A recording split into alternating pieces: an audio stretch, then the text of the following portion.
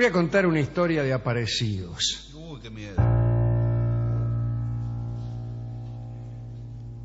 Es una historia que tuvo lugar en Francia, más precisamente en la región de Orleans, allá a comienzos del siglo XVI. La ilustre casa del señor de Saint-Mesmin había proporcionado grandes beneficios al convento de los franciscanos de aquella región de Orleans. Durante siglos, los jefes de la casa de Saint-Mesmin habían sido en extremo dadivosos con los clérigos y parecían haberse ganado el cielo. Mucha donación, muchas ayudas, muchos regalos. Los franciscanos daban misas en honor de la familia, cuidaban con esmero el trato con tan notables favorecedores. Vamos a tratarlos bien porque siempre nos agasajan.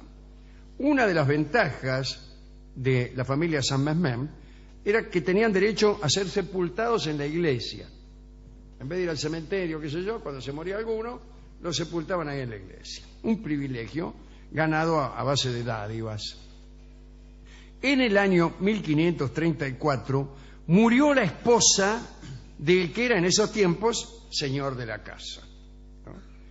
Era también preboste de Orleans, es decir, el encargado de que se cumplieran las ordenanzas de la comunidad. Una especie de alcalde era el tipo. Se murió la mujer, listo.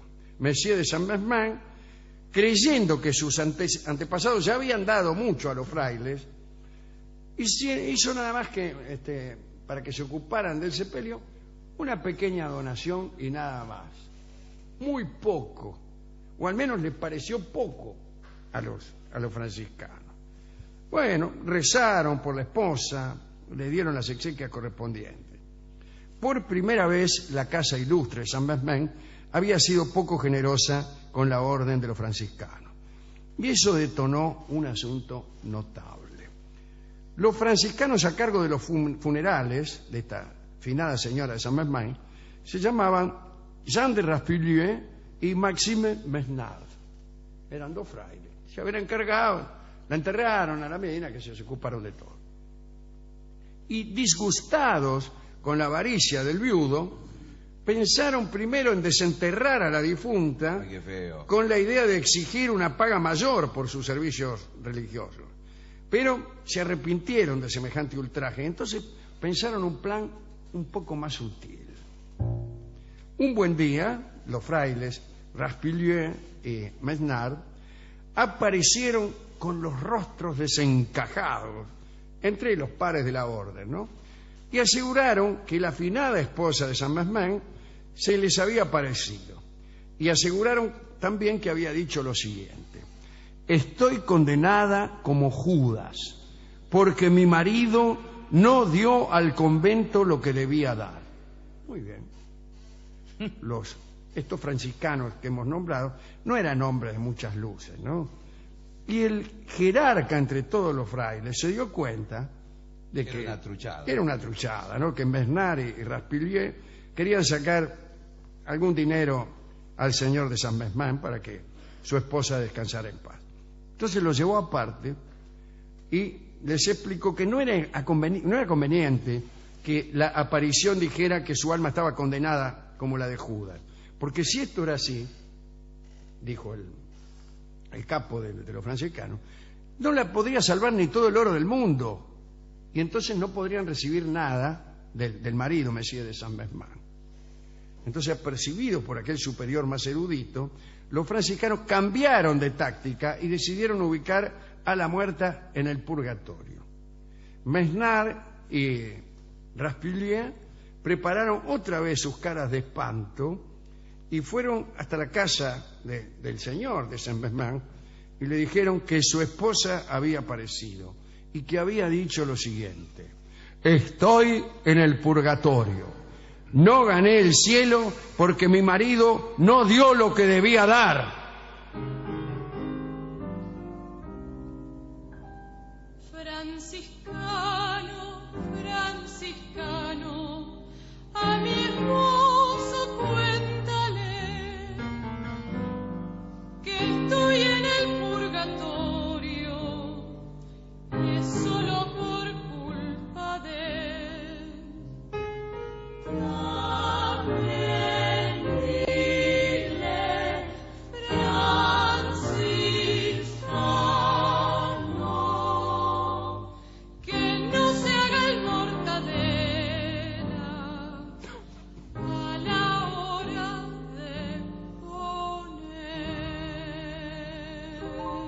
Muy preocupado, el señor de Saint-Maixmin preguntó qué debía hacerse. Los franciscanos le dijeron, sin rodeos, que era conveniente exhumar el cuerpo y reproducir un nuevo entierro, eso sí, contra el pago de una suma importante, ¿no? Dice, ya lo dijo su propia esposa, no te hagas el mortadela a la hora de poner. Aquella petición tan clara levantó las sospechas del esposo, que pidió tiempo para pensar en hacer algo. En realidad el tipo no creyó nada, le parecía absurdo. Mesnard y Raspillier, impacientes por lograr algún dinero, se encontraron con otros miembros de aquella congregación inescrupulosa y pidieron ayuda, ¿no? Prometieron, eso sí, repartir lo que obtuvieran. Se armó entonces un plan masivo para engañar al señor de Saint-Maixmin. Invitaron al tipo a la iglesia y allí otro franciscano llamado Pedro de Arras invocó el alma de la difunta y dijo: si eres el alma de la señora de Saint-Maixmin, da 4 golpes. Y se oyeron los 4 golpes. No, truchos. Después, claro, dice: si desenterramos tu cuerpo y si no paramos de rezar por ti, será más leve tu paso por el purgatorio. Da 5 golpes si respondes afirmativamente. Se escucharon los 5 golpes. ¡Ey! Aquel interrogatorio que hizo Pedro de Arras lo firmaron 22 franciscanos, entre ellos el superior, ¿no? En algún sitio cerca de Messier de Saint-Maixmin, Raspillier se había encargado de dar los golpes precisos. Pero aquella congregación de franciscanos tuvo mala suerte. Se había encontrado con un escéptico. Messier de Saint-Maixmin, que se había dado cuenta de todo, salió de la iglesia, prometió nuevos pagos para acelerar el paso al cielo de su esposa, llegó a su casa y le escribió una carta al rey de Francia, le escribió, que era Francisco I, amigo de este programa, ¿no? Francisco I de Valois. Francisco tomó cartas en el asunto, nombró jueces para que juzgaran la causa, lo mandó para allá. Bueno, aterrorizados, algunos de los franciscanos delataron a Mesnard y Raspillier y adujeron que solo habían participado al final de aquel caso. Ve que siempre hay algún boca de trapo. Y bueno, fue peor para todos.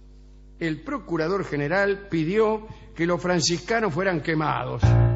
La peor de las penas. Sí, el rey retiró esa sentencia que le pareció excesiva. Finalmente los condenó a pagar una gran cantidad y a que salieran desterrados del reino de Francia.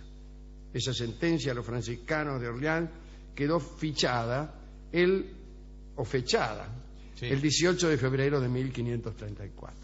Este rey, Francisco I, es amigo de este programa, era un rey muy galante, en el sentido que le dan los franceses a esa palabra galán. Le gustaban mucho las mujeres y era bastante tramposo. Y una vez, su primer ministro, no me acuerdo cuál de ellos, le preguntó, en medio de una conversación un poco filosófica, dice: ¿y qué diferencia hay, señor? ¿Qué distancia hay, señor, entre un enamorado y un libertino? Y Francisco contestó: la que hay desde su silla hasta la mía. Y ese y no otro, fue el que inspiró el argumento de la ópera Rigoletto. ¿Vio cómo es? Sí. Por ejemplo, usted sabe que la canción va con la donna è mobile, qual più malvento. Canta siempre el duque, creo que es el personaje principal. Y en realidad Francisco estuvo en una ocasión retirado en una casa de campo, estaba medio enfermo, qué sé yo,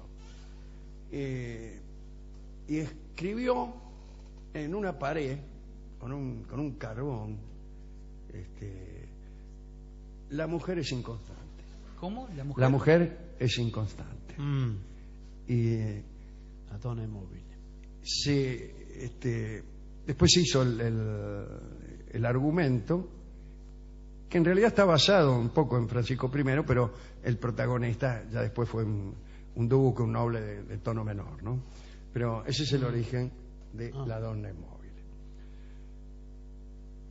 Fui a la discoteca para ver. Primero me asustó un poco esta historia. A mí todas las historias, yo si hubiera sido el marido de la mina esta, pago. No, porque a mí me asustan mucho los fantasmas. Los fantasmas. Aparte, de repente los muertos vuelven porque... Sí, yo he visto películas al respecto muy interesantes. Por ejemplo, El regreso de los muertos vivos. Sí, bueno. Señor, ¿Qué? aquí Pero estamos. es de zombies, eso. Sí, ahí está. Sí, bueno, pero ahí está. Más a mi favor. Bueno, fui a la discoteca, el tipo también creía. Sí, El discotecario cree en todas estas cosas, ¿no? Y me dijo que lo mejor para aquietar a un muerto, a una aparición de esta, es pagar misas. Y que eso es lo que debió haber hecho el señor de San Miguel. ¿Y eso los ahuyenta, dice usted? Sí. Mire, qué curioso. Así que entonces el disco que me dio se llama justamente Misa de Once. Ajá. Y hay un arreglo muy interesante de Fernando Marzán y un trío en el que creo que está mi amigo ruso, Dimitri, Sí. el que me enseñó a hablar ruso. Y, lamentablemente este tango lo canto yo, así que es lo único que tiene de malo. ¿Cómo se llama el músico? El músico se llama el ruso, El ruso. Dimitri, ¿El que toca el cello es? el que toca el cello, sí, lo Muy conocí, bueno. es buenísimo. Bueno, ahí que está, creo que es no me acuerdo quién era el violinista, pero creo que Fernando Marzán, Dimitri, y me parece que la chica esta, la norteamericana que toca, ¿cómo se llama? Sí, la violinista. Sí, bueno, después se lo digo. No me acuerdo. Bueno, Misa de Once escucharemos ahora por ese trío con un cantor que soy yo, lamentablemente.